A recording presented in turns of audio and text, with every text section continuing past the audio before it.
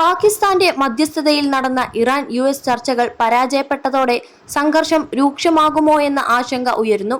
Hormuz കടലിടുക്കിന്റെ നിയന്ത്രണം, ആണവ വിഷയം ഉൾപ്പെടെയുള്ള കാര്യങ്ങളിലാണ് തീരുമാനമാകാത്തത്.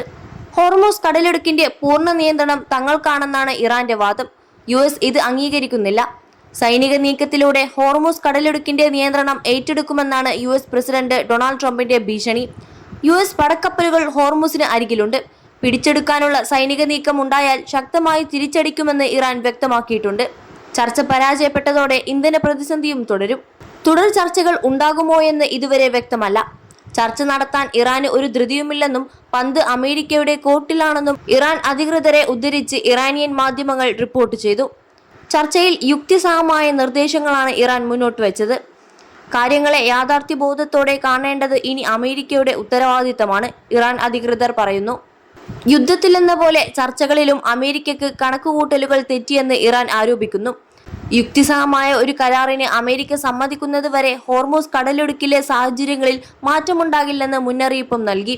21 ലക്ഷത്തോളം സന്തുഷ്ടരായ ഉപഭോക്താക്കളും 2 ലക്ഷത്തോളം തിമിര ശസ്ത്രക്രിയകളും പൂർത്തിയാക്കിയ മലബാറിലെ ഏക കണ്ണാശുപത്രി Al Salama high hospital, hospital road, Perinthalmanna.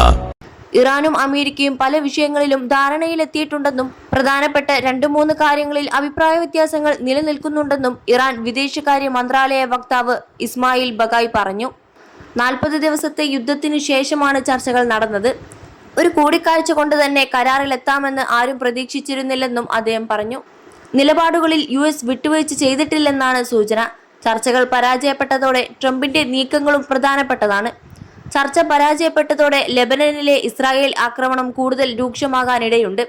വെടിനിർത്തൽ കരാറിൽ നിന്നും US പിന്മാറിയാൽ പശ്ചിമേഷ്യ വീണ്ടും സംഘർഷത്തിലേക്ക് നീങ്ങും. പശ്ചിമേഷ്യൻ രാജ്യങ്ങളുടെ നിലപാട് ഈ വിഷയത്തിൽ പ്രധാനപ്പെട്ടതാകും.